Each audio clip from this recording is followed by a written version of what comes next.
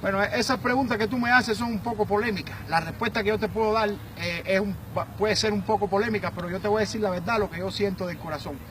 Tú me preguntas que por qué yo digo que el béisbol tiene un déficit desde el punto de vista científico y no avanza respecto a los demás deportes. Y me preguntas también que qué yo creo de los tiros de lejos para desarrollarle la potencia, la velocidad en el brazo de los muchachos. Bueno, te voy a empezar diciendo, vamos a remitirnos, por ejemplo, a la Olimpiada de 1960. Si vamos a esa Olimpiada que fue en Tokio, en Japón, nos vamos a dar cuenta que la mayor puntuación en penetración de tiros al aro en el baloncesto de un equipo a otro fue de 80 puntos. En el atletismo, el que ganó la carrera de 100 metros planos fue con 10 segundos. Entonces, hoy en día, con 80 puntos, ningún equipo de baloncesto le gana a otro. Eso todo el mundo lo sabe. Con 10 segundos en la carrera de 100 metros planos, un atleta hoy en día en el atletismo ni clasifica. Entonces, eso es lo que nos dice que los demás deportes avanzaron, lograron avanzar desde el punto de vista científico y el béisbol se quedó atrás. Por ejemplo, el baloncesto se dio cuenta que debía de mejorar la sensibilidad propioceptiva en sus atletas para mejorar la penetración de tiros al aro. Entonces, se hizo un estudio acerca de la trayectoria y las palancas en el lanzamiento y lograron desarrollar ciertamente ese aspecto de la sensibilidad propioceptiva, que no es más que la capacidad que tiene el ser humano de poder ubicar los segmentos corporales sin necesidad de la visión, en este caso las palancas de las piernas y los brazos. Y hoy en día las penetraciones al aro son mayor, o sea, hay más puntuación en el baloncesto, el atletismo igual, pero el béisbol comete muchos errores, tiene muchas lagunas desde el punto de vista científico y te explico. El béisbol comete el gravísimo error de dividir la parte física de la parte técnica, donde los físicos hacen su trabajo y los técnicos hacen el suyo. Pero además, la inmensa mayoría de los entrenadores en el béisbol son entrenadores que son los muchachos que han sido firmados, que han llegado a AAA o incluso a Grandes Ligas, y después cuando le dan release van para su país y esos son los entrenadores de los muchachos. Pero no estudiaron. Entonces, como que el béisbol apela más a la figura que a la ciencia. Esto es lo que provoca que el adelanto de la ciencia y la técnica no llegue al béisbol, que la ciencia este aspecto no deja avanzar a la ciencia. Yo te voy a poner un ejemplo. En Costa Rica está el coach Delgado, Jorge Delgado, que es un señor que ha vivido gran parte de su vida para prepararse y aprender, ¿no? Y estudiar, y además lo hace con mucha pasión. Mira a ver quién contrata al coach Delgado, en qué país se contrata para que dé una conferencia, para que dé un curso. A nadie le interesa eso.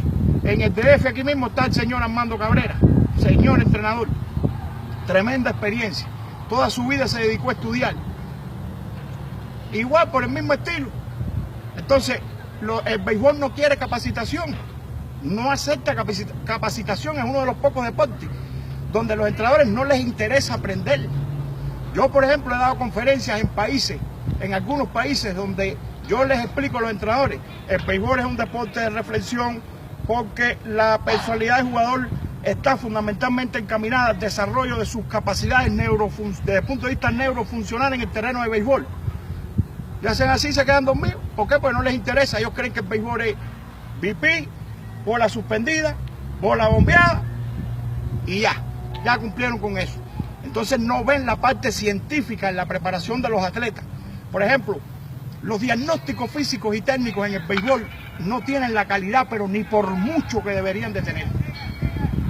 Te puedo poner muchísimos ejemplos, lo que pasa es que voy a ser muy extenso.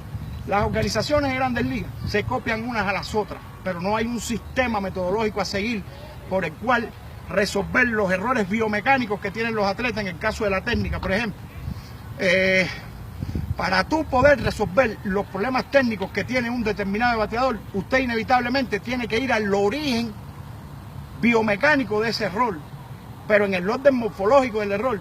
Bueno, posiblemente estas palabras que yo digo hasta se entienden como malas palabras porque no se me entiende lo que estoy hablando. Entonces lo que te quiero decir con esto es que el béisbol carece de muchos elementos científicos que, por ejemplo, tienen los demás deportes. El mismo caso, la otra pregunta de los tiros de lejos, que viene por la misma pregunta. Los muchachos menores de 18 años tienen una placa abierta de crecimiento en el codo llamada fisis epicondilial medial. que cuando la fuerza de la tracción del movimiento es superior a la estructura, se van creando pequeños desgarres en los ligamentos cúbito lateral lunar, y eso es lo que da el traste después con las Tommy John y con las operaciones en los hombros también, porque quieren desarrollarle la velocidad a los muchachos, todos los días tirando media hora de lejos, media hora de lejos, sin tener en cuenta que todos los grupos étnicos de raza no reaccionan a las cargas de entrenamiento de la misma manera. Un norteamericano no reacciona a una carga de entrenamiento igual que un japonés. ¿Por qué? Porque tienen, o igual que un mexicano, que otro latino cualquiera. ¿Por qué? Porque tienen diferente alimentación, tienen diferente morfología. Entonces todo esto hay que tenerlo en cuenta. Tú tienes que saber a la hora de elaborar un plan de entrenamiento cómo mezclar los ejercicios anaerobios con los aerobios. ¿Qué cosa es un anaerobio láctico? ¿Qué cosa es un anaerobio aláctico? Cómo mezclar esas cargas, cómo dosificarlas, cómo lograr que los atletas tengan un entrenamiento variado en todos sus componentes de la carga de la preparación. Todas estas cosas se violan a diario en cualquier lugar del continente latinoamericano. ¿Por qué? Porque el béisbol no tiene escuela. Los entrenadores, desgraciadamente, en el béisbol no se quieren superar, no quieren aprender, y estas son las cosas que inciden en que el béisbol se quede atrás desde el punto de vista científico, como he dicho varias veces, con los demás deportes. Por ejemplo, te voy a poner otro ejemplo. Todo el mundo sabe que yo le he hecho la preparación pretemporada a varios atletas del béisbol de Grandes Ligas. Cualquiera de esos muchachos, si viene a trabajar en los lugares que yo estoy, tendrían más trabajo que yo. ¿Por qué? Porque tienen el nombre. José Quintana va a trabajar en un lugar que yo estoy trabajando y se para el tráfico. Todos los padres van a querer que José Quintana le entrene al niño, por ponerte un ejemplo. No tengo nada en contra de las estrellas son estrellas. Y yo también los admiro, pero las cosas como son. Vamos a hablar las cosas como son. Entonces, sin embargo, al tipo que estudió, al entrenador que se preparó, que se dedicó, que lo hace con pasión, incluso que hasta tiene el don de enseñar, el béisbol eso lo margina hasta cierto punto, porque lo que quiere es la figura.